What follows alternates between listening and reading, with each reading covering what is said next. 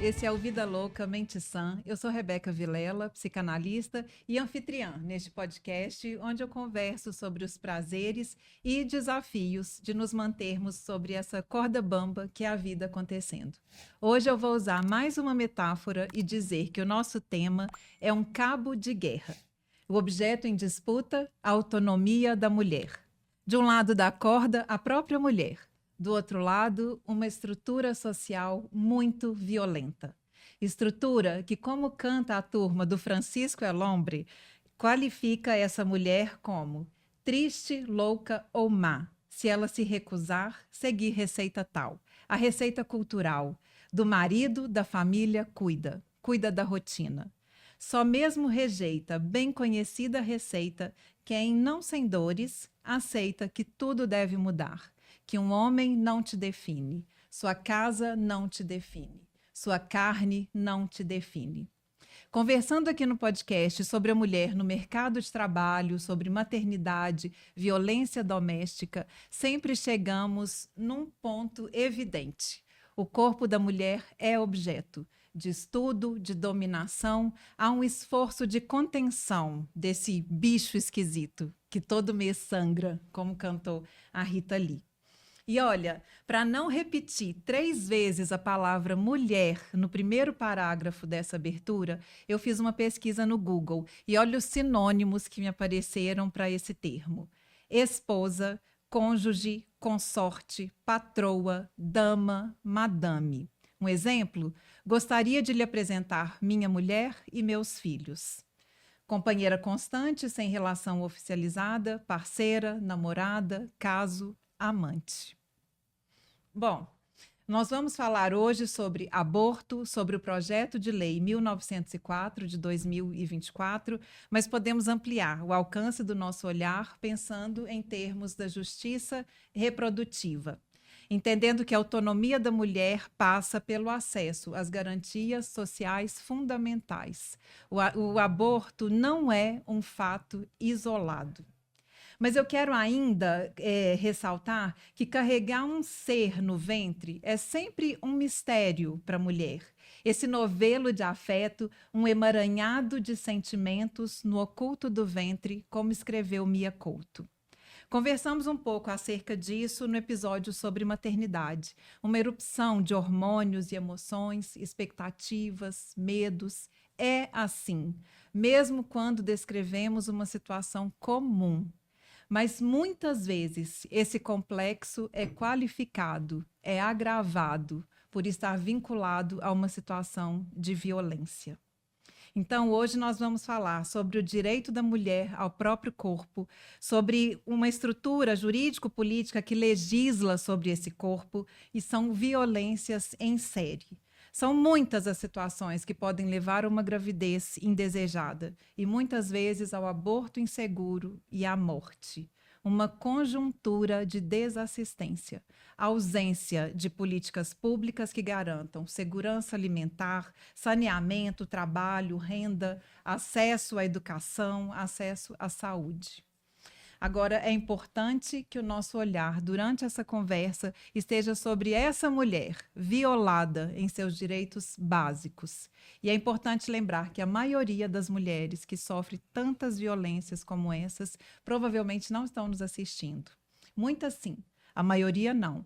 E quando tratamos de temas como esse, é importante pensarmos numa interseccionalidade, né? Numa sobreposição de fatores que resultam num impacto desproporcional sobre as mulheres, de acordo com a sua classe social e a cor da sua pele. Então, para conversar sobre esse assunto tão delicado, nós vamos lembrar que estamos falando de mulheres em sofrimento, que devem ser acolhidas em sua dor. E não terem essa dor exposta, banalizada, criminalizada, usada como plataforma política. O que deveria ser decisão de foro íntimo não pode ser tratado dessa forma tão publicizada assim, ou não deveria ser. E estão aqui comigo Newton Teixeira Carvalho e Rachid Silva. Dr. Newton é desembargador, Dr. Rachid advogado, 2 homens se implicando nessa causa que não é da mulher, como canta Beto Guedes, vamos precisar de todo mundo para banir do mundo a opressão. Então, eu queria já passar a palavra para vocês, então, pedir um pouquinho de desculpas por essa abertura um pouco mais longa, mas eu achei que era tão importante pontuar algumas coisas aqui, porque é uma conversa sem fim, né? Pode ir para muitos lados, mas eu queria que vocês se apresentassem primeiro, aí pensei em fazer uma coisa que vocês são amigos, parceiros, companheiros aí de longa data.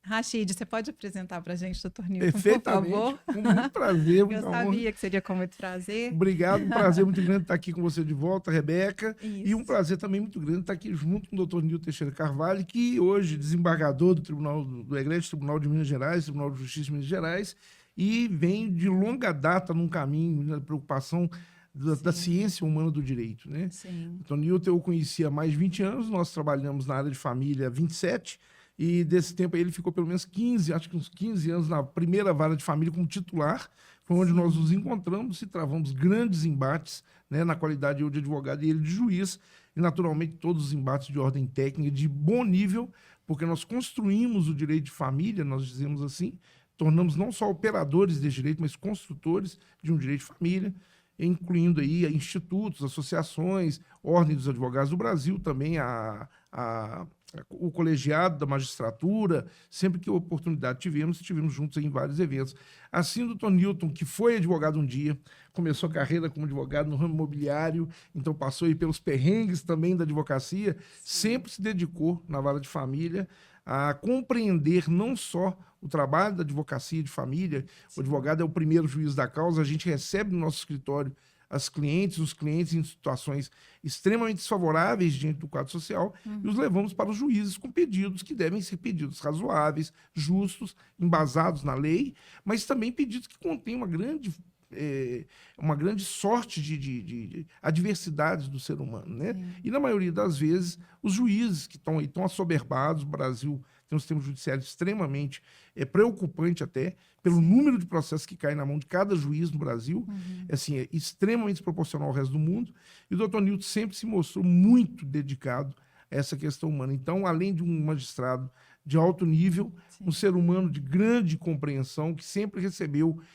todos e todas no seu gabinete, e indistintamente, não só advogados, inclusive as próprias partes. Quantas vezes tivemos essa experiência de vê-lo, né, decidir com base naquilo que era o melhor que o direito socorria, sem fugir da norma, mas também dentro de um quadro de entendimento e compreensão. Então, é um magistrado de ponta, né, que a gente hoje considera, já esteve na terceira vice-presidência do Tribunal de Justiça, responsável pela inovação dentro desse tribunal, o que mostra aí a sua disposição para novas alternativas para soluções de conflitos, né, técnicas novas da mediação, da conciliação. Então, todos aqueles argumentos que os advogados levam para o magistrado, ele os traz também na sua pasta de julgamento para poder abrir leques dentro do próprio tribunal e criar essas oportunidades. Então, conosco aí hoje é um escritor, professor, coordenador de curso na nossa Faculdade Dom Helder, Faculdade de Direito Dom Helder, está com obras na praça aí, inclusive tem lançamento novo vindo daí a pouco, sobre o tema, inclusive, que a gente faz questão de destacar. Tive a honra de ser convidado por ele para fazer um prefácio dessa obra, e que ele faz em coordenação com seus alunos da faculdade, os últimos anistas aí do direito, que estão trazendo aí muitas informações relevantes para toda a sociedade. Obrigada. Esse é o doutor Newton Teixeira Carvalho. Uma parte, né? Um grande amigo que eu conquistei ao longo do tempo. Que apresentação, que bacana. Eu vou pedir para o senhor apresentar. Então, como juiz, a gente começa no interior de Minas, né? Vai para cidades pequenas até voltar para Belo Horizonte. O senhor é daqui de Minas? Eu sou do sul de Minas, Monsenhor Paulo, uma cidade pequena. Mas assim que passei, fui para Itamarandiba, percorri Caratinga, essa Binópolis, e ao voltar para Belo Horizonte em 98, a primeira pessoa que encontrei foi o Rachid, já na primeira vara de família. E nós estamos falando de coisa de 15, né, 16 anos atrás mais. Então era um direito de família ainda mais conservador, né? Porque Minas o Tribunal de Minas, às vezes os meus colegas não gostam quando eu falo, mas é um tribunal conservador.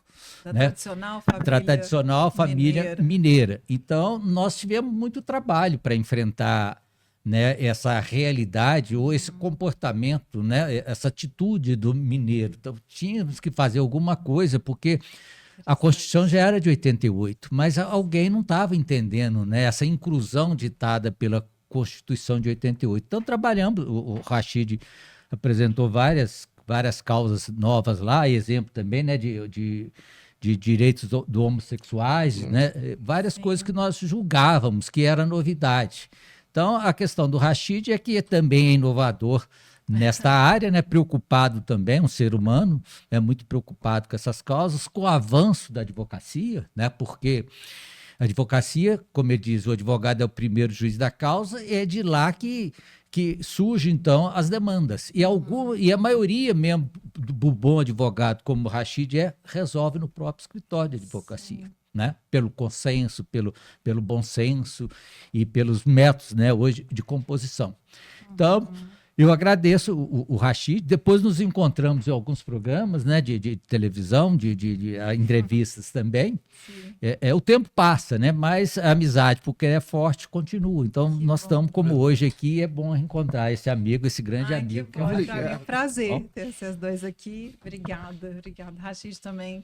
Comecei com o Rashid no ponto contra ponto, né? A gente fazendo ali uma dobradinha da psicanálise com direito. Parceiro aqui do podcast também. Muito obrigada. Obrigado você. Mestre da aldeia.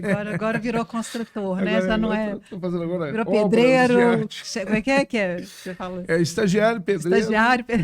Mestre de obras, engenheiro, tudo. Está lá construindo uma aldeia. Muito legal, obrigada, gente. Então, olha, a gente combinou aqui, pessoal, agora um início mais de respostas mais objetivas para a gente entender bem como funciona a lei no Brasil acerca desse tema do aborto. Então, eu queria que vocês me falassem em quais situações o aborto é permitido. Vocês podem. O aborto é permitido primeiro para salvar a mulher. Quando em risco a gravidez, ele é permitido. Então, parte é muito limitado, restrito o aborto no Brasil. Há um conservadorismo, né? Então, primeiro, mesmo quando já se nota que o feto não vai desenvolver, não há permissão, salvo se colocar em risco a vida da mulher. Então, basicamente, gira em torno desta proposta no Brasil de hoje. Isso. Agora, se a mulher faz esse aborto, tem uma pena aí, né? De 1 a 3 anos. Agora tem, mas aí se tem desdobra em 3, Depois isso? Nós temos também a gravidez resultante do estupro, que é a violência sexual contra a mulher que resulta gravidez, né? Sim. Também nesse caso, sem nenhuma outra condição, depois a gente vai falar disso também, sobre a evolução disso ao longo do tempo, nós temos a permissão da mulher para poder abortar quando ela for vitimizada pelo estupro. Né? Isso, nós estamos falando de um código penal que ainda vige no Brasil hoje, que é uma grande colcha de retalhos, mas que é uma lei de 1940. Então é preciso a gente começar a apontar isso aqui agora para depois desenvolver o tema. Porque desde 40 para cá nós temos vários remendos na lei, mas a lei não foi totalmente revogada e colocada outra em prática. E as práticas sociais todas mudaram. Inclusive essa do aborto, né? Mas essa do estupro, a violência sexual contra a mulher que resulta em gravidez, também autoriza esse abortamento. E o atraso aí, porque, por exemplo, o aborto resultante de estupro fica dependendo ainda da subjetividade do juiz. Quando deveria ser automaticamente o médico já fazer sem permissão eu ia judicial. perguntar isso. Se tem, só para ficar assim, é estupro, em caso de risco da vida da mulher. E o terceiro feto... caso hoje, que é recente, de 2012 para cá, salvo engano, que é a anencefalia. A anencefalia é uma complicação médica de formação, né, do ser humano, que vai fazer com que a calota craniana não se forme totalmente, e essa massa encefálica, entrando em contato com o ar atmosférico, ela derreta, ou seja, a viabilidade de vida é de horas, talvez dias, alguns casos aí na medicina raros, de mais do que dias. Mas é só nesse caso? Nesse caso, especificamente da anencefalia. E mais nenhum tipo de má formação? E esse pelo Supremo. Isso, pelo Supremo Tribunal Federal, ou seja, não é a lei. Né, é uma decisão judicial. Nós estamos falando dos 2 outros casos que são legislativos, né? Primeiro, a condição de risco à gestante, segundo, gravidez resultante de estupro. O terceiro caso da anencefalia é um resultado de um julgamento do Supremo Tribunal Federal. Uma jurisprudência, é isso? Exatamente. Que vem encorpando as outras duas, ou seja, acentuando essa necessidade de evolução social, de que a anencefalia passou a ser tratada assim, como essa impossibilidade da viabilidade da vida do feto, ou seja, que vai trazer também a consequência psíquica para a mãe, para o pai, efetivamente. Mas como você estava perguntando também, nenhum outro, né? Então fica limitado, tendo que ter autorização judicial, que eu não concordo. O médico já deveria ser obrigado a fazer nessas circunstâncias para evitar que o juiz autorize. Nessas, né? 3 circunstâncias. Nessas 3 circunstâncias. Não precisaria de... Fora da outra, não. Por exemplo, se mesmo tiver um diagnóstico que a criança vai viver 2, 3 meses, não pode fazer o aborto. Então, eu acho até uma agressão, né? Veja bem que o caso do risco da saúde da mulher, né, da vida da mulher, né, se for depender do juiz para poder conceder, a mulher pode morrer antes. Pois é, não, então tá. Então, nesses 3 casos em que é permitido, qual que é o procedimento? Então, deveria ser, como é Faz que é? Um requerimento judicial. Precisa desse requerimento judicial. Vai ouvir o promotor e vai deferir ou não. Nossa proposta, que seja o médico fazendo, tendo a obrigação de fazer, preenchendo esses requisitos aí. Sim. Porque o que o Rachid começou a falar, demora. Né? Pois é. O juiz nega, mesmo estando expresso na lei, por convicção lá, até apelar. E o tribunal pode confirmar ainda uma decisão. Não, o médico tem a obrigação de fazer, independente disso. Eu posso fazer uma analogia com o transexualismo. Antes, quando o médico fazia cirurgia, ele respondia para crime. Aí o Conselho Federal de Medicina baixou a resolução e falou, não, você pode fazer, pronto, deixou de ser crime. Por que o Conselho Federal de Medicina não baixa uma resolução e fala o médico é obrigado a fazer o aborto preenchido desses requisitos legais? Porque hoje não tem um tempo limite, até hoje não há um limite, até 22 semanas, esse aí é o gargalo, nós vamos falar do projeto de lei. Mas hoje não tem. Limitar, hoje não tem. E isso até em virtude de história, né? Naquele tempo de 1940, o legislador sequer pensava que uma mulher pudesse abortar aos 8 meses, por vontade. Né? Ela abortava naturalmente, se acontecesse. Mas não se pensava. Então, pensa assim, a mulher descobriu que está grávida até lá para 2, 3 meses, ela vai fazer o aborto. Mas não se pensou em colocar data, então limite. Então, do jeito que está, fazer o aborto em qualquer circunstância, fora dessas 3 permissões os legais, é crime. E como que é, qual que é a pena? Então, não, primeiro, antes de perguntar qual que é a pena, eu queria saber assim, o que a mulher, então, o que ela deve, como que ela deve proceder? Procura o advogado. Se pobre, entra numa fila danada para Defensoria Pública.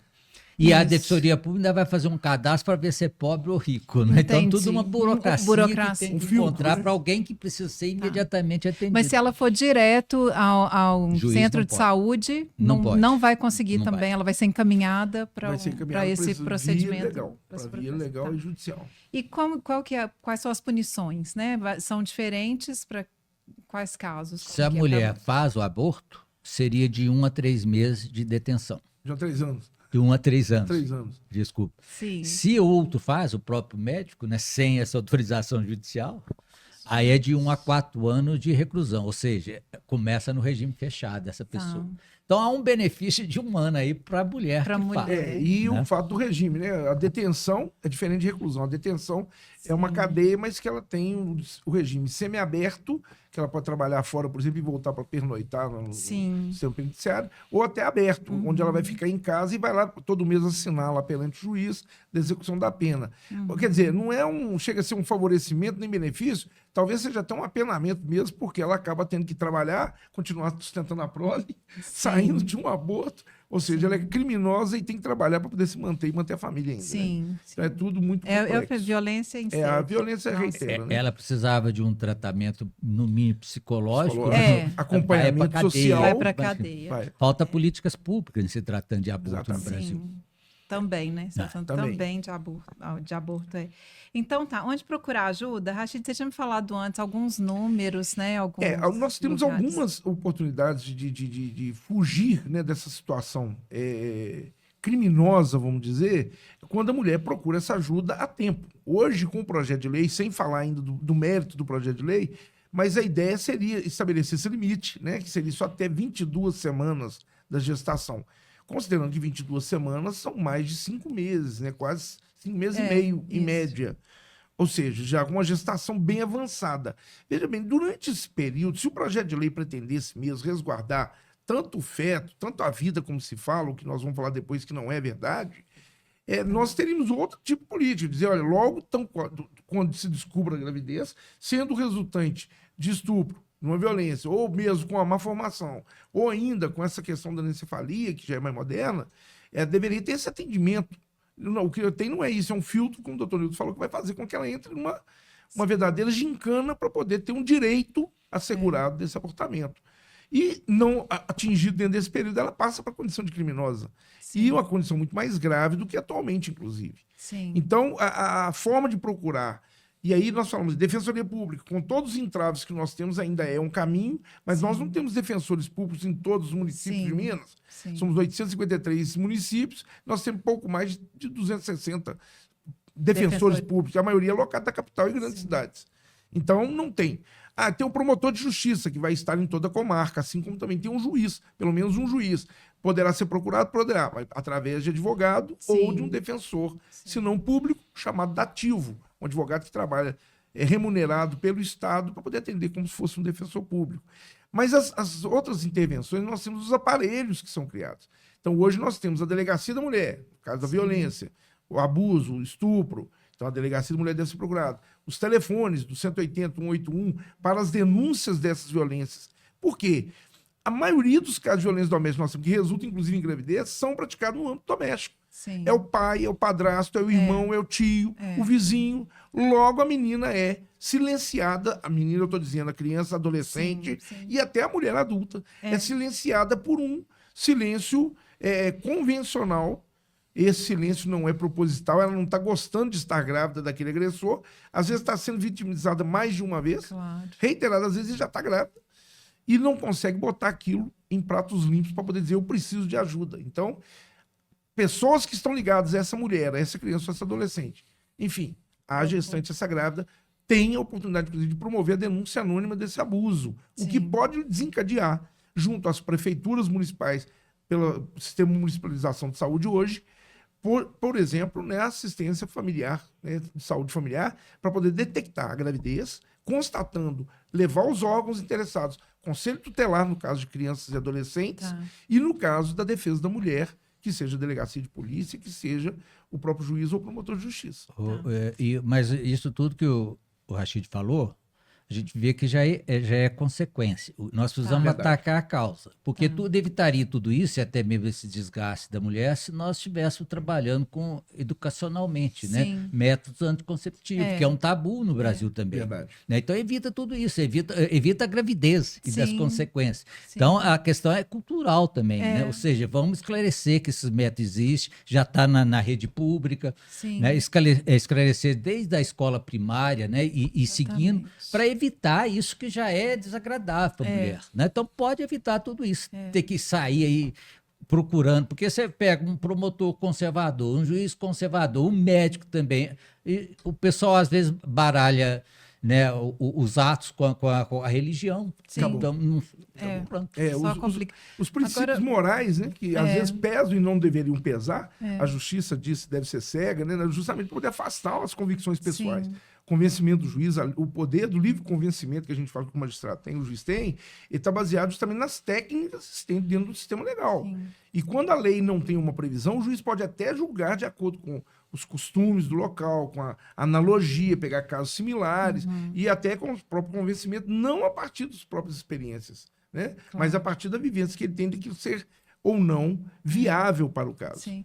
Antes da gente entrar mais nesse ponto aí, que eu acho que é importante demais, eu queria que vocês explicassem para a gente qual que é a proposta, então, de mudança e mudar o quê no Código Penal, né? Porque a gente está falando do Código Penal. Falando de mudança no Código Penal. O projeto de lei 1904, ele faz inserir no Código Penal mudanças nos artigos que tratam do abortamento como crime hoje, né? Como fala uma lei de 1940, que vem sofrendo algum retalho aí, mas nesse ponto não sofreu. Então, agora a proposta, né, me corrija o doutor Nilson de errado, é incluir ali parágrafos que criminalizam o abortamento após as 22 semanas de gravidez e, inclusive, não dispensando da penalidade a mulher que tenha sido vítima, inclusive, de estupro. Ou seja, qualquer caso de abortamento após 22 semanas seria punível com um rigor exacerbado do nosso ponto de vista, e altamente inconstitucional, porque a mudança vem agredindo direitos fundamentais que foram conquistados lá atrás com a Constituição de 1988. Nós vamos colocar que esses pontos que nós estamos falando de penalidade, poder de restringir a liberdade de alguém, eles têm que estar em consonância com a Constituição Federal. Sim. Ninguém pode ser preso, mantido preso, ter sua liberdade tolhida, senão depois do trânsito em julgado, que é o processo definido com uma condenação que não tem mais recurso. Pronto. Sim. Então a pessoa é culpada. Agora, em que grau? Né? Aí nós vamos pegar uma mulher que foi vítima de violência doméstica, o estupro, que é o pior caso.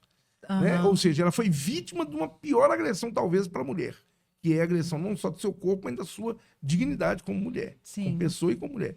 E ela ainda vai para o banco dos réus porque ela praticou um aborto, quer dizer, a contrapartida pelo ato dela de querer se ver livre de um fruto do crime, né? A psicologia até explica melhor do que o direito dessa parte, de dizer, a mulher quer se lavar, quer se limpar de uma sujeira que é na vida dela, né? Esse ultraje que ela sentiu no corpo e na alma. E ela, quando faz isso, de alguma forma ela se alivia disso, ela é colocada no banco dos réus e levada para as grades, e agora com a pretensão do projeto equivalendo a um crime de homicídio. De homicídio simples, ou seja, 20 matar alguém até 20 de anos de reclusão. E se for com causas agravantes, aí, né, poderia ir até 30 anos. Então, nota-se que há um retrocesso, né, nessa proposta. Sim. Ou seja, nós estamos indo contra a mão da história. Sim. Então, como nós falávamos, em vez de políticas públicas, métodos anticoncepcionais, nós vamos criminalizar mais ainda. Né? Ou seja, num período em que é de descriminalizar, o Congresso, em péssima hora, achou algo, né, que é apenas hipocrisia, tanto é que foi reprovado, né, por diversos órgãos, entidades aí. Sim. Então, foi uma proposta de mau gosto. Foi, de novo, baralhar, porque a gente sabe que no Congresso tem bancadas evangélicas, tem bancadas conservadoras. É questão política, né, que me parece, não preocupado com a mulher em si, né, com o direito dela de abortar, se assim o desejar. Vou até me permitir, só para poder abusar mas pegando esse gancho, só para poder falar, nós estamos exatamente no momento em que foi considerada descriminalizada pelo Supremo Tribunal Federal o porte da droga chamada maconha, a cannabis sativa. E ontem, inclusive, regulamentando que 40 gramas é a quantidade para ser considerado um mero usuário e não um traficante. Perfeito. Apesar de que tem a ressalva de que, às vezes, a pessoa está com 30 gramas, mas pode estar traficando, né? Entrega de 30 em 30 gramas é traficante, ok? Mas eu estou dizendo de um retrocesso que o doutor está apontando, é num momento crucial para a sociedade que nós estamos vivendo, pegar uma causa, inclusive votando em regime de urgência. E aí vem a minha crítica, inclusive, para o nosso chefe do Senado, nosso presidente do Senado, porque pautou alguma coisa com urgência no momento, e essa urgência faz retirar da discussão nas câmaras especializadas. Isso. Nas casas especializadas, comissões de direitos humanos, Comissão de Direitos Humanos, condicionalidade, né, a Constituição e Justiça, Direito da Mulher, ninguém vai ser ouvido. Votam só os senhores parlamentares. Quando se faz isso, óbvio, a urgência existe para ser votada em casos que sejam necessária a urgência. Que não é esse. Não é esse. Nós estamos com um debate de anos. E vejam bem, só para remontar aí ao voto já da ilustre, então, presidente do Senado do Supremo, que chega lá, né? Ministra Rosa Weber, que adiantou o voto dela justamente prevendo a aposentadoria num processo em que julgava justamente a possibilidade do aborto ser liberalizado ou descriminalizado até 12 semanas. Por simples vontade da mulher, independente de qualquer outra condicionante. Veja bem, ela adiantando seu voto, ela invocou justamente o princípio da autonomia e da dignidade. E da justiça reprodutiva. Fantástico. Agora, então, aí outra questão do projeto, então, também é colocar um limite no tempo de gestação, que é de 22 semanas. Até 22 semanas para fazer isso. Eu li, Rebeca, só para poder pontuar isso também, as pessoas precisam entender que eu faço sempre essa pontuação, quando a gente fala do ponto contra ponto, né? A gente vai à frente e volta atrás. Eu li toda a justificativa do deputado Sóstenes, que é o propositor, né, do autor do projeto, junto com outros coautores, mas ele é o autor principal, que apresenta o projeto. Eu li a justificativa, que aliás é um belo trabalho científico, que ele faz uma reminiscência toda a história da coisa, e eu acho que tem até um quê de viabilidade de pensamento. Eu só discordo do momento e da forma como está sendo colocado. Qual que é? Por exemplo, 22 semanas. Muito tranquilo da gente pensar que, clinicamente pensando, com 5 semanas e meia de gestação, esse feto ele já teria o que a medicina fala da viabilidade da vida, vamos falar no popular, a criança recém-nascida é aquele que é o prematuro. Quantas vezes nós já vimos cenas aí chocantes, emocionantes, de um bebê que cabe na palma da mão do médico, né? E que eles levam para a incubadora, que miraculosamente conseguem salvá-lo, e banco de leite humano, e etc, etc. E viabiliza, e o menino está vivo aí hoje, a menina está viva aí hoje. Ok. Então, aquele momento das 5 semanas e meio, e mais de meio quilo, né, de peso corpóreo, isso nos dados científicos vai dizer que há uma viabilidade da vida. A formação encefálica já está capaz de fazer com que aquele ser sobreviva por si, desde que alimentado, tratado, que ele vai sobreviver. Então, aí estão dizendo 22 semanas. Ok. Mas nós não estamos falando de prazo e nem de viabilidade de vida ainda. Nós temos que falar primeiro da condição humana, da dignidade, da mulher que está grávida por qualquer motivo. E se a sua vontade foi respeitada, inclusive para ser assistida. O Rachid, eu tenho um pouco medo, Rebeca, de prazo, porque, por exemplo, a mulher, ela costuma esconder, dependendo da educação dela, né? Imagina, se passou 1 dia, 2 dias, fica um pouco relativa essa questão também. O grande problema do direito, né? Quem é maior de idade? Quem fez não, 18 anos. E o juiz lava as mãos, não, passou 1 dia, não pode mais não. 17 anos, 11 meses e 29 dias. E se isso colocou, mesmo que ela deixou passar esse tempo aí, ainda coloca em risco dela. Tem que fazer automaticamente. Então precisa ter cuidado com isso. Eu até queria só voltar um pouquinho, porque a gente acabou falando questão de onde procurar ajuda, ficando na coisa da violência só, ligada ao estupro. Mas e se não é? E nos outros casos, onde a mulher procura? Defensoria Pública também, vai ser o mesmo caminho. O mesmo caminho. O que nós temos aí, que eu acho que é diferente, é o aparato policial e, vamos dizer, judicial, ele tem as suas nuances de urgência. Então, nós temos, apesar de tudo, nós temos aí um funcionamento policial que atende, inclusive, 24 horas, nos casos de violência, etc, etc. Então, a diferença está aí. Nos casos, por exemplo, do risco à saúde, nós temos promotorias especializadas da saúde, nós temos defensoria especializada da saúde. A mulher tem uma infecção, né? Uma septicemia mata em 3 dias aí, uma infecção generalizada. Então, ela tem uma infecção uterina e está grávida. E ela vê que aquilo ali está mal. E a mulher começa a perder sangue. E por aí vai. Então, quer dizer, ela tem que ser atendimento de urgência. Isso. É no pronto atendimento. Isso. Não precisa ir na defensoria. Não, eu falo ela vai ser atendida, mas eu falo para requerer o aborto. Aí ela vai procurar a defensoria. Se não tiver condição financeira, ou o próprio advogado. Isso. Mas como o doutor Nilton pontuou, se essa mulher chega no hospital, ela sangrando, perdendo líquido amniótico, em estado, o abortamento ele é necessário, ou se houver viabilidade na cesariana de urgência. E a gente falou então das vítimas de estupro. Agora, no caso do projeto, eu queria que vocês colocassem aí por isso que está sendo colocado assim agora. Então, uma menina de 13 anos que foi vítima de estupro e tudo vai ser penalizada mais firmemente do que o senhor explica para a gente como é que é isso aí, porque uma menina de 13 anos não pode ser penalizada. No Brasil, nós fazemos uma distinção imputável e inimputável. Ou seja, vai para cadeia ou não vai na prática. Ou seja, o maior de 18 anos responde a crime. O menor não, é ato infracional. Então, no máximo, aí 2 anos de recolhimento, na maioria nem vai ser recolhido, porque ele ainda não tem essa formação que se espera, do entendimento, né, do que é certo e do que é errado, tá? Informação.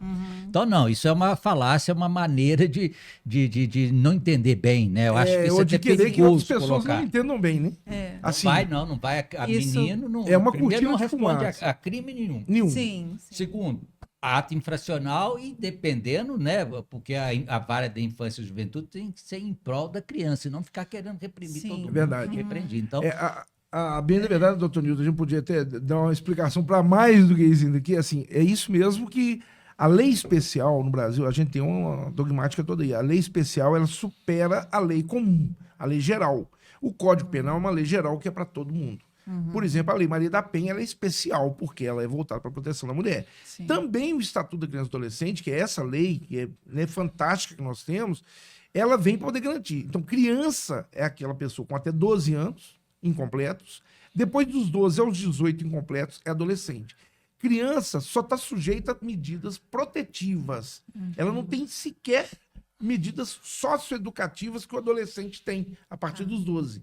A medida protetiva, como o nome diz, é para proteger. Então, a criança, se uma criança de 11 anos, eu até dizia com vocês aí em outras oportunidades, no Pará nós temos casos lá, o Caco Barcelos, aquele jornalista famoso, faz uma referência a meninas de 11 anos grávidas arrumando o bercinho e enxoval do bebê. Essas meninas não são criminalizadas porque elas são crianças, elas têm que receber proteção.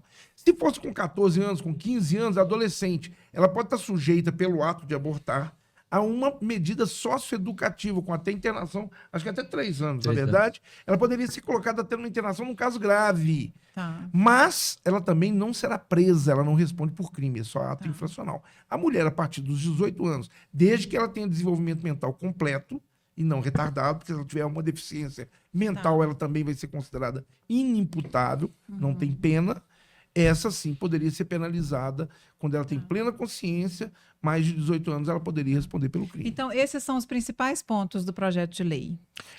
A fixação de idade de tempo de gestação para poder criminalizar e a criminalização que nós consideramos exacerbada, errada, inclusive a técnica, porque, veja bem, não só comparando com o próprio estupro, que a pena vai ao máximo de 10 sem qualificadora, salvo engano, que aí seria o dobro da pena do estuprador, mas não só por isso, mas uma pena que vai pelo homicídio simples, e aí eu queria chamar a atenção. O infanticídio é o crime no qual a mãe assassina o filho logo após o parto ou durante o parto, por uma questão de influência do estado puerperal. Esse puerpério, que é o estado de involução do útero, que a mulher tem uma avalanche de hormônios que levam a um delírio. Ela vai lá e mata o filho no leito, que tem uma pena, salvo engano, de até 6 anos também. Então, quer dizer, a mulher agora, porque abortou, e aí fica aquela pergunta, o que é abortar, né? O que é a vida? Peraí. Ordem no tribunal. Boa, faltou mais dentro, faltou pra mim. Por favor, Iraê, cadê? Vai dar uma tela ali. Eu quero falar da reação da sociedade, da importância do papel da sociedade. Então, a gente viu, por exemplo, o Conselho Federal de Psicologia reforçando que a criminalização do aborto viola os princípios e direitos fundamentais garantidos pela Constituição Federal, como vocês colocaram. A OAB aprovou um parecer contrário, também pedindo a aprovação dessa pauta. Movimentos feministas. No Conselho Federal de Medicina tem aí um imbróglio, né? Tem uma discussão, parece que não teve um fechamento sobre isso até agora. E também do nosso ministro Silvio Almeida, dos Direitos Humanos da Cidadania, considerando uma imoralidade, inversão de valores civilizatórios básicos, inconstitucional também, fere o princípio da dignidade da pessoa humana, que eu queria que vocês me falassem sobre isso, e ele considera que empurra a sociedade brasileira para um abismo de violência e indiferença e coloca em descrédito ainda maior as instituições do Estado. Né? E que mulher, ele pergunta lá, né? Que mulher vítima de violência sexual vai buscar apoio no Estado, sabendo que ela pode ser penalizada dessa maneira, ainda mais quem a violentou. Né? E que trata-se de uma materialização do ódio que parte da sociedade sente em relação às mulheres. Isso está na rede social dele. E eu queria perguntar para vocês, o que é o princípio da dignidade da pessoa humana? O que é isso que todo mundo está considerando que está sendo violado? É um princípio constitucional, ou seja, é o direito, é a autonomia da pessoa, né, de você fazer aquilo que não é proibido. Ou a proibição já acha um pouco relativização do direito, né? Então, autonomia, dignidade da pessoa humana. Eu sou digno por ser humano, então eu tenho que ser respeitado em meus direitos. E gostaria de parabenizar a própria OAB, né? E os que foram contra, porque eu defendi uma tese, Rachid, de que o Supremo já poderia reprovar projetos de lei. Não tem no Brasil ainda não, porque o que acontece no Brasil? Primeiro aprova a lei para depois dar bomba nela, tornar inconstitucional. Então ela surte o efeito. Agora imagina um projeto desse monstruoso nascendo, que as consequências na sociedade. Então se nós tivéssemos uma lei que quando, por exemplo, tivesse alguns pareceres desfavoráveis da entidade de classe, o Supremo já poderia tornar esse projeto de lei inconstitucional, evitaria várias discussões. Acho... Fico um pouco aí pessimista com a atitude do Conselho Federal de Medicina, mas que está dividido desde o governo passado. Chegou lá a ser contra a vacina ou não vacina também. Então vamos lembrar bem disso, né? Mas eu acho que aí justamente esses pareceres foram em conta da dignidade da pessoa humana na pessoa da mulher. Então está muito bem, porque nós queríamos o quê? Restringir. quem que tem que decidir? Então, a dignidade da pessoa humana é eu também decidir o meu destino, não que outro decida por mim. Isso que é autonomia. Okay. Né? Então, eu acho que o que nós estávamos fazendo é desautorizando a mulher mais uma vez. Mais uma vez. Acho que é um machismo tremendo por trás disso, além também daqueles que confundem religião, direito e moral. Eu acho que são 3 instâncias independentes. Nem sempre estão juntos. Né? Eu tenho a minha religião, mas outro não tem. Eu tenho meu Deus, mas outro também tem o direito de não ter o Deus dele. Então nós temos que respeitar essa autonomia, essa dignidade da pessoa. Porque é muito que vocês lá na psicanálise sabem de assujeitamento, né? Ou seja, impondo normas e eu tendo que. Então, eu me apago diante. Então, a autonomia, a dignidade da pessoa humana é eu poder ser sujeito e não assujeitado. Verdade. Excelente. E aí, eu só queria pontuar que, com relação a isso, o doutor Nilton colocou essas instâncias diferenciadas, inclusive para efeito de julgamento.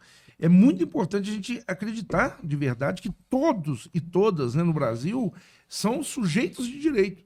Sim. Eles não são sujeitados ao direito. Então, você tem o direito, inclusive, de transgredir a norma.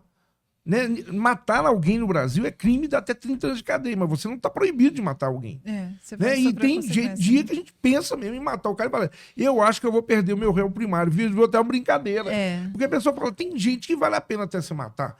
Dizem. Aí você fala assim, o cara é um monstro. Gente, mas não façam isso em casa. Não sigo. Agora, pensem só o seguinte, esse assujeitamento que o doutor Nilton colocou, e é muito claro, porque a dignidade da pessoa humana, essa dignidade da pessoa humana, ela precisa ser valorizada independentemente de qualquer outra condição, só de ser humano. Sim. Então não tem um fatiamento do negro, da pobre, da rica, da classe social. E isso repercute na hora de se votar. Por quê?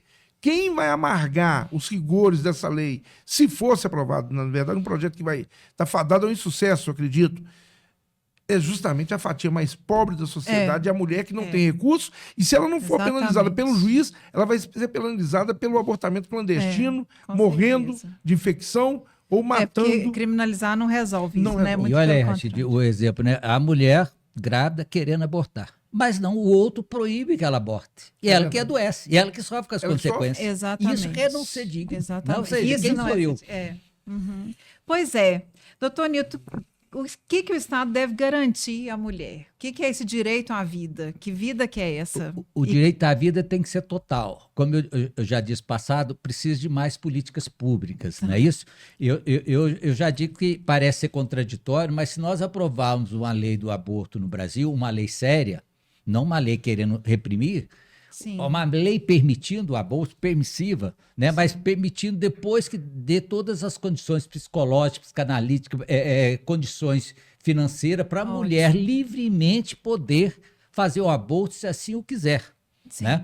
Então, eu acho que isso vai diminuir em vez de aumentar o número de abortos no Brasil. Sim. Então, o direito à vida é o direito de você viver com felicidade. Mas a partir do momento que você quer praticar um aborto, está rejeitando aquele filho, é uma negação de vida para a própria mulher e para o próprio filho. E qual que é a proporção aí do direito à vida em relação à mulher e ao feto? Porque eu vi uma discussão sobre isso, que é perguntando se o feto tem direito absoluto, o fundamental à vida, e no direito, quando começa a vida, então, né? Que a discussão acho que criacionista, é essa, né? Que se começa com a gestação ou não, ou com o nascimento. Para o direito, né? para o nosso ordenamento jurídico. Infelizmente. No direito brasileiro... Ressalva o direito na do Constituição. Nós temos uma teoria no Brasil, segue uma teoria chamada natalista, né? Fala, a pessoa adquire personalidade civil com nascimento com vida. Personalidade civil. Mas a lei, e a Constituição fala, resguarda desde a concepção os direitos do nascituro. O nascituro não tem CPF, não tem identidade. Ele não é considerado pessoa. Ele não é considerado sujeito de direitos. E aí nós temos que entender. O doutor Nilton falou da questão da religião, da medicina. Para a medicina, a vida começa na hora que o óvulo fecundado cola na parede do útero. Para a medicina é isso. Antes dele colar, ele pode vir a menstruação a qualquer momento. Ele está fecundado e pode ir na menstruação.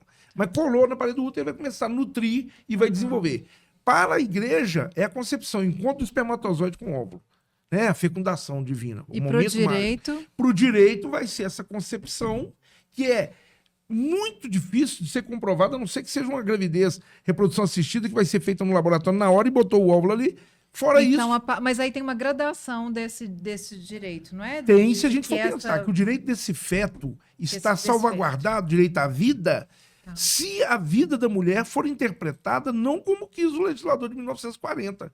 O direito à vida da mulher está ameaçado não é só quando ela corre risco de vida, a morte do corpo, porque a morte psíquica e toda a dimensão que a vida impõe para essa mulher, depois de uma gravidez indesejada, ainda mais fruto de estupro, ela ser obrigada a levar adiante uma gravidez dessa. Nós tivemos casos bizarros. Recentemente, aquela juíza lá de Santa Catarina, salvo engano, que entrevista a menina e pergunta: não dá pra você aguentar mais 2 semanas? Não, filha. Pois é, você falando desse ponto, e um que vocês colocaram aqui várias vezes, a gente, até se fosse entrar nesse conceito de justiça, mas gosto de falar, seria outro programa, né? A questão da necropolítica, que são dessas vidas que importam, que é o tempo todo que a gente está falando aqui, né? Parece que a gente está falando de vidas que parece que não importam. Pois é, o utilitarismo, sabe, Roberto? Rebeca? O utilitarismo, ele fala o quê? As pessoas viabilizar aquela coisa piadinha, né? O que vale mais?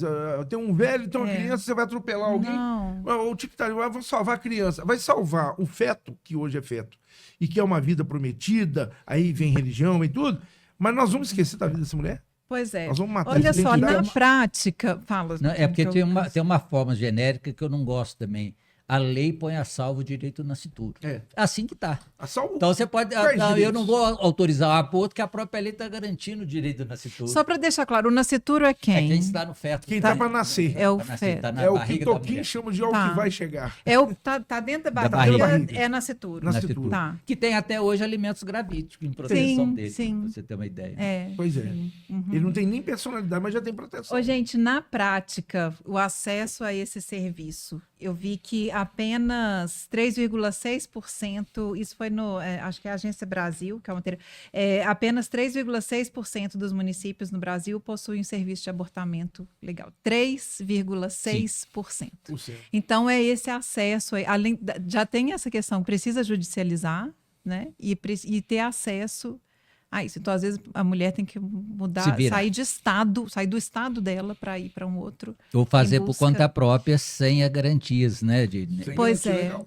Aí eu queria perguntar outra coisa, isso é um grande absurdo, né? Agora, outro ponto é a objeção de consciência por parte dos médicos. Eu queria entender até que ponto, como é que é isso? Que história é essa? Eu acho que é mais lavar a mão, porque na minha opinião, e o Rachid chegou a tocar isso de forma direta, se a pessoa chega lá já sangrando, correndo em risco, ele para mim, é omissão de socorro. Omissão de socorro. Sim. Mas não, ele vai querer que ela vá para o advogado, para a defensoria pública, ou seja, é porque também ele tem medo do Ministério Público, né? Se eu fizer, vou ser processado. Então, ele essa quer questão. Ele poderia consentir, eu faria se fosse médico, né? Vendo em risco, eu tenho que salvar a vida. Né? E quanto mais rápido eu fizer um aborto, melhor será para os dois, né? Tanto para o feto como também para a própria mulher. Não, eu não vou fazer. É a questão de religião. Né? Mais ou menos. Mas ele pode, o médico, qual que é ele é obrigado a quê? Ele é obrigado a fazer se já de risco imediato da mulher. Agora, se ela já chegou lá, foi estuprado, não está em risco imediato, ele vai querer uma autorização judicial. Não seria isso? O parcelamento... Ele tem que requerer ou ele pode requerer essa autorização? Eu falo parcelamento. O parcelamento da responsabilidade, né, doutor? Ele acontece assim. Primeiro que o CFM, até o doutor Nilson falou muito oportunamente aí, no caso da Covid, foi a mesma coisa. O Conselho ficou lá dividido porque, na verdade, nós temos também, o Conselho Federal de Medicina é um órgão que é responsável direto pela questão da atividade médica no Brasil, com a outorga da Constituição Federal, né? Então, assim, é um órgão máximo que vai regulamentar o quê? A questão técnica. Então, quando todo mundo fala a missão do médico é salvar vidas, ok? Mas ele tem que salvar a vida do feto em relação à vida da mãe, e aí nós falamos o que é vida e o que não é. Mas nesse caso específico, o parcelamento da responsabilidade ele vem à medida de que, se é um caso de emergência clínica, com sangramento, com infecção, etc., ele tem que salvar a vida da mulher. Não se pensa 2 vezes. Veja bem, a comparação que eu digo até, e o Dr. Newton escreve sobre isso no livro dele, o abortamento autorizado no caso do estupro, ele não leva em consideração a viabilidade do feto ou não. O feto pode estar perfeitinho, né, e vai ser abortado. Qual que é o parâmetro aí? Por que a vida daquele pode ser lixada e do outro não pode? Porque nós estamos regulando a mãe, não é o feto. Nós estamos colocando em pauta. Então, onde entra esse parcelamento? A medicina vai dar a condição para o médico promover aquilo que é necessário para salvar vidas, preservar, dentro do quadro legal. Então, o médico vai ficar assim, olha, eu não vou fazer porque a pessoa chegou aqui e falou que tá grávida, mas foi estupro. Então, ele vai exigir todo o requisito. Se não for de urgência mesmo, ele vai esquivar. Sim. Algumas, nas justificativas, inclusive, do Sóstenes, que é o deputado que botou o projeto de votação, ele relembra casos aí de médicos que romperam com essa discussão dentro do próprio CFM e promoviam esses abortamentos e eram procurados por pessoas de outros estados, Sim. chegando até mesmo apresentador de televisão aí, a bancar passagem aérea e hotel para poder levar a menina com a mãe para poder fazer o abortamento, que o médico ia lá e falava, não, vamos fazer aqui, pronto, e acabou. Rachid, isso tudo nos leva aqui a uma omissão do Conselho Federal de Medicina. Bastava ele baixar uma resolução e resolvia o assunto do médico no Brasil todo. Tá. Novamente, altamente conservador, em prejuízo da mulher. Sim. Em clara atitude política. Como eu falei, se mudar a direção do Conselho de Medicina hoje, amanhã podemos ter um resultado diferente. Sim. E a resolução, ela não pode deixar retroceder, né, doutor? Assim como a lei. Se baixa uma resolução que seja mais favorável à vida da mulher hoje, nesses parâmetros, isso não pode ser retrocedido. É o que vai acontecer com o projeto de lei. E que nós estamos falando aí, essa resolução é necessária diante, de novo, da omissão do Legislativo. Claro. Quem primeiro tinha que legislar é o Legislativo. Mas a omissão dele, a resolução é lei no sentido formal e vale plenamente. Aí nós ajudaríamos também as mulheres nessa questão. Claro. Seria ótimo, mas não preocupa muito, né? Fica essa questão política em prejuízo do ser humano, em prejuízo da dignidade da pessoa humana de novo. Eu vou perguntar para vocês o que é que a gente está discutindo, mas eu só queria falar aqui antes, porque vocês já falaram, eu comecei falando também, a gente citou algumas vezes vários princípios e o que compõe, em que concerne aí a justiça reprodutiva, que ela defende a igualdade de acesso a todos os serviços de saúde reprodutiva. Ela inclui testes de Papa Nicolau, mamografia, métodos anticonceptivos, pré-natal, parto, aborto legal, esterilização, exames, prevenção, tratamentos de doenças infecciosas transmissíveis, educação sexual, enfrentamento da violência doméstica, salários adequados e justos para o sustento da família, moradia digna, educação e etc. Porque não há direito de decidir onde não há acesso aos direitos humanos. Né? Então, em que contexto? Por isso que eu comecei falando que o aborto não é um fato isolado. Né? Ele está aqui num contexto. E para que essa questão da mulher seja colocada em pauta, assim, publicizada, como a gente falou, esses direitos deviam estar sendo garantidos antes também. Né? Porque aí é o que o senhor falou, né, doutor Newton? Muito provavelmente, se esses direitos aqui fossem básicos, né? Eu falei tanta coisa, só que a gente resume isso aqui nos direitos básicos, né? Nós não dá para preocupar em abortos. Se isso fosse garantido, a gente não preocuparia tanto. A gente não teria essa demanda abortiva que tem. Então tem esse movimento político até, né? Que é essa ideia de unir esse direito reprodutivo aos direitos sociais. Mas também. Mas você viu que é utopia ainda, né? Infelizmente. É tão básico e utópico. E o Estado economizaria milhões se isso aí fosse regulamentado. É investimento e não investimento. Não só em questão de saúde, mas também na questão social, porque nós temos aí associado a esse abortamento não só a questão da proliferação das clínicas clandestinas, né, desses profissionais, inclusive alguns deles até com CRM, alguns até autônomos, né, largam a vida e fica criminalizando isso, e fica chamando essas mulheres, por exemplo, ou vocês seriam chamados de abortistas, né? Mas não é isso, é o contrário, não é isso. É porque a negação do direito fundamental, você falou aí dos direitos básicos, a gente chama de direitos fundamentais exatamente isso. Não há condição de você cobrar deveres daquele a quem você não deu direito. Então, essa coisa da dignidade da pessoa humana é isso, é eu cobrar do cidadão a responsabilidade pela sua autonomia. Você pode matar alguém e ser penalizado, falei antes isso aqui.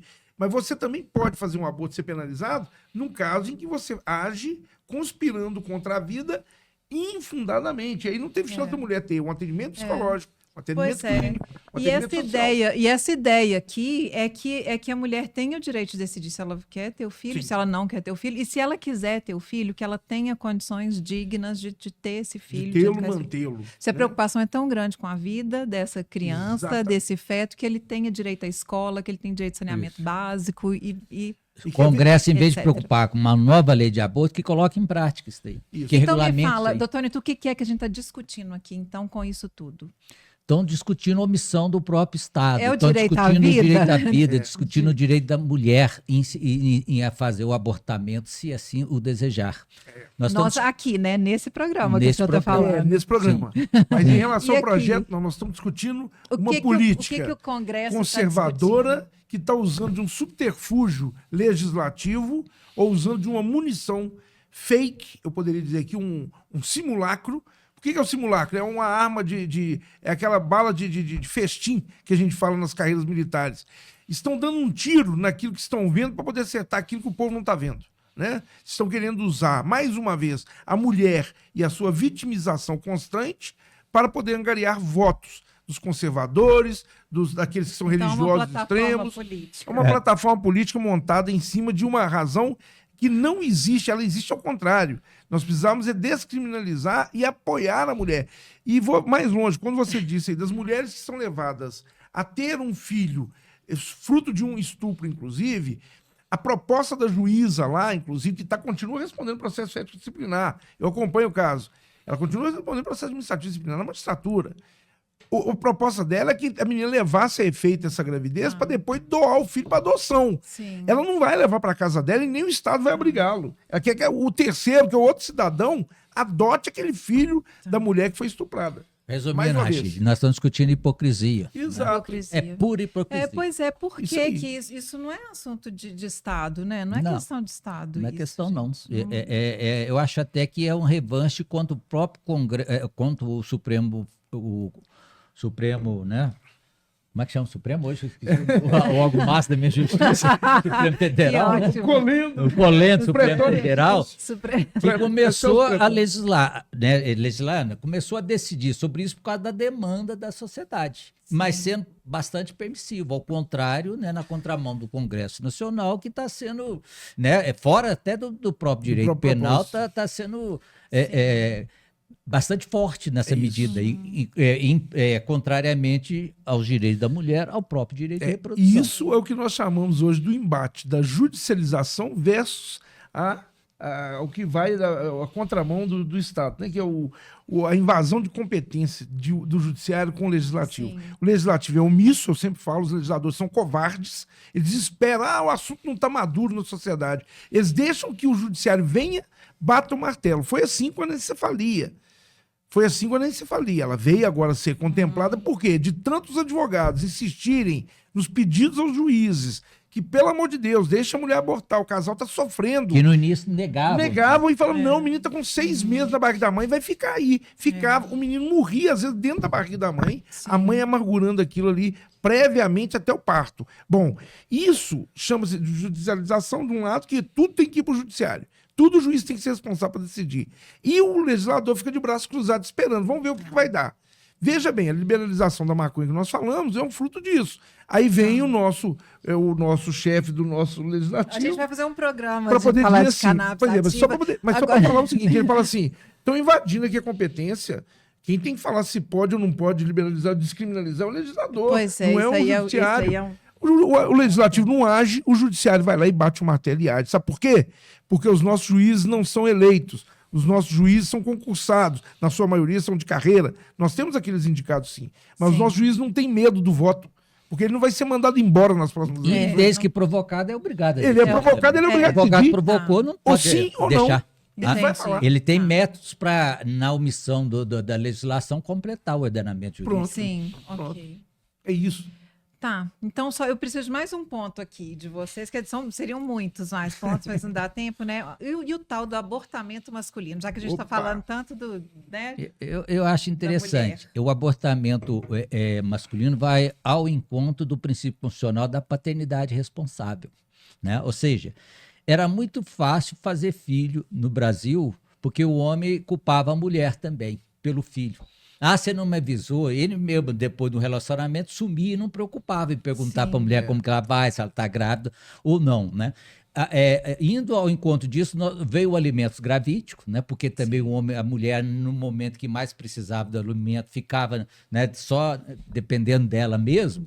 Então era isso, ou seja, é chamar o pai, ou seja, você está abortando o seu filho em vida ou ainda na barriga da mulher porque você está sendo omisso. Um abandono que hoje dá danos morais, hoje dá abandono afetivo, né? Ou seja... Mas dá em quais casos? Nesses casos mesmo, desde que mesmo o pai que apenas só paga alimentos, ele não está sendo pai afetivo. Então, cabe danos morais. Não basta dar dinheiro para o filho, ele tem que ter a presença paterna naquele momento. Mas aí, o que você está falando, aí a mulher tem que entrar na justiça. Também. Tem, mas hoje está pacífico, né? Tem várias condenações. No próprio Tribunal de Minas também teve resistência no início, mas o próprio superior também, a filha do Pelé, teve uma condenação assim, a Sandra, né?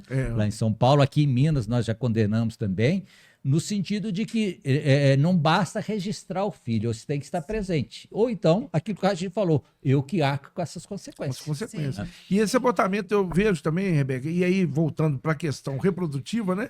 Essa paternidade responsável, ela começa lá atrás, antes, né? Porque a conjunção que leva homem e mulher a um sexo para poder fazer um filho é uma situação, a pessoa quer, deseja, etc. A gravidez indesejada, de qualquer forma, seja pelo encontro casual, seja pelo desencontro do casal, que está brigando, é muito comum as pessoas dizerem, no momento que está mais brigando, que a mulher engravidou porque quis, parou de tomar remédio, essa culpabilização da mulher sempre acontece, é justamente do homem que já quer fugir dessa responsabilidade. E anunciou a gravidez, se eles não têm um vínculo ali de casal, vai ser muito comum esse abandono da gravidez. Quer dizer, ele não abandonou o filho ainda, né? Ele abandonou o feto. É por isso que tem os alimentos gravídicos. Isso, os alimentos gravídicos é uma lei que é de 2008, a 11.804, que já veio para poder tampar esse buraco que nós tínhamos na legislação, porque entre a concepção e o nascimento não tinha direito nenhum. Então a mulher não ia pedir um direito pro cara, porque o cara não é nem namorado dela, ficaram juntos na noite de carnaval. Sim. Ela se descobriu grávida, entre os alimentos gravídicos. Além dos alimentos gravídicos, que contemplam até pré-natal, exames, remédios, medicamentos, tudo, uma assistência, que é a lei complexa de cumprir, porque vai depender de indícios. Às vezes a mulher não tem prova ainda que o cara pai não pode fazer DNA no meio amniótico para poder não comprometer. Então vai ter pode fazer, mas é inviável clinicamente. Esse foi vetado. Então foi vetado na própria lei. Okay, tá. Então vai provar só na hora que nascer pelo cordão umbilical, fazer um DNA lá. Mas veja bem, isso tudo é uma tentativa, sim, legislativa de resgatar essa autoridade e paternidade responsável. Tá. Não existindo, a gente fala do aborto masculino, por quê? O homem simplesmente ele aborta essa condição de ser pai ou genitor. Ele aborta e vai embora tranquilo. Ele não carrega nada na barriga. Ele não carrega 9 meses de problemas clínicos, fisiológicos. Não tem problema nenhum. Se a mulher está passando mal, está vomitando, está com enjoo, está com pressão alta. Vira pai e mãe ao mesmo tempo. Ela vira pai e mãe e daí nasce essa relação eterna da mulher, que é a mãe carreira solo, a mãe solteira, a mãe sozinha, etc. Pois, gente, esse assunto inflama mesmo, e acho bom, e acho muito bom também, porque a gente questionou, até a gente chegou a falar, né? Tem que ser uma mulher para estar lá. Não, eu acho que tem que ser gente, sabe? Depois, claro. Isso é um assunto que precisa de outras pessoas, de outras áreas também virem para conversar, né? Da sociologia, da filosofia, da medicina, claro. E a democratização desse tema começa por aqui. Né? Por isso que o Congresso está errado, querer apressar esse assunto. Não pode apressar. Precisa ser exaurido, né, na sociedade. Conhecido e exaurido. Há tabus, preconceitos, né, que precisam ser superados, esclarecer, trazer uma mulher grávida também, né, para falar, ver o sofrimento dela, entender, isso é empatia, né? É verdade. Por isso que eu achei fantástico demais ouvir vocês dois e perceber isso, né? Não precisa ser uma mulher, e não precisa ser uma mulher grávida para saber que do sofrimento. Claro. E é o que eu falei no início, não é nada simples, assim, gestar, né? É algo que realmente é envolto de afetos mesmo, sabe? E essa mulher precisa ser acolhida, como foi no programa que a gente gravou aqui sobre maternidade também, falando do acolhimento da mulher grávida, mulher nessa situação. A gente teve um programa aqui também, foi até o mais recente que passou, Dr. Newton, que foi sobre a violência doméstica. Foram 2 programas também, e o psicanalista e advogado que veio, que é o Ian, falar com a gente aqui, colocou essa história, sabe, do pensamento, do ordenamento jurídico também, de uma origem também colonial, machista, sim, claro. E tudo. Então, é uma história muito longa, né? A gente está falando de séculos de história para a gente chegar nessa estrutura, que ele até chamou de uma estrutura invisível. Hoje eu nem sei, né? Fala que tem intenção de ser invisível, eu acho que hoje está cada vez mais escancarada, né? Menos invisível, mas a gente buscar uma outra leitura de toda essa história. Ou desconstruir tudo isso. Desconstruir. Verdade. desconstruir para que a gente alcance um mínimo de dignidade para todo mundo, né? Como vocês deixaram claro aqui, digno não é o homem, digno é todo o ser humano, né? Só por existir, não precisa de mais nada além de existir para ser considerado digno, né? Eu acho que nós estamos caminhando até para tirar o humano. Digno é todo ser. Todos têm. Até o animal. Já tem o animal. O animal, o pet, hoje que é o senciente, né? Senciente, que é considerado para além de coisa. Gente, mas pensa, primeiro vamos cuidar. Pelo menos do ser humano, né? Não, mas deixa eu explicar, Rebeca. Eu que passei a ter animal, ele me humanizou, né? Então, por isso que eu acho que precisa da gente aproximar. Eu tô nessa também, tô lá. Até eu tinha medo de gato, agora tô... Eu tô com 40 lá. 40 o quê? Gatos. 40 gatos. Se eu tivesse 40 vacas há 10 anos atrás, estava rico. Agora estou pobre. Agora pobre. Tá gente, eu tenho duas e ninguém manda mais na casa. Tem gente mais problemas mental que você está pensando. Olha, eu vou falar uma coisa que eu acho impressionante, e é bom aí a descontração também, mas vou falar uma coisa que é imperiosa.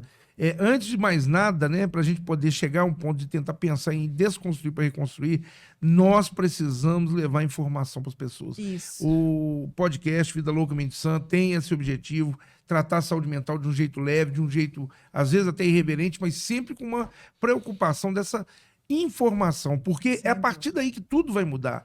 O voto, eu tenho falado isso até lá no interior onde eu estou vivendo hoje, Bom Jesus do Oeste, Conceição do Pará, o pessoal está muito preocupado com a política nacional e fala-se muito de um candidato ou de outro, ou de um presidente ou do ex-presidente, e esquece que o vereador vai ser eleito agora em novembro, o prefeito vai ser eleito em novembro, e ele não sabe nada desse candidato e vai lá votar. Porque essa consciência do voto, se o meu vereador, se o meu prefeito não está preocupado com a mulher a esse ponto que nós estamos aqui, ele precisa se municiar com pessoas que estão. Sim. Então, uma assessoria de um parlamentar, uma comissão da Câmara Municipal, da escola, a participação da diretora da escola, do líder religioso, seja o padre, seja o pastor, precisa envolver a comunidade nos debates que são relevantes para todos.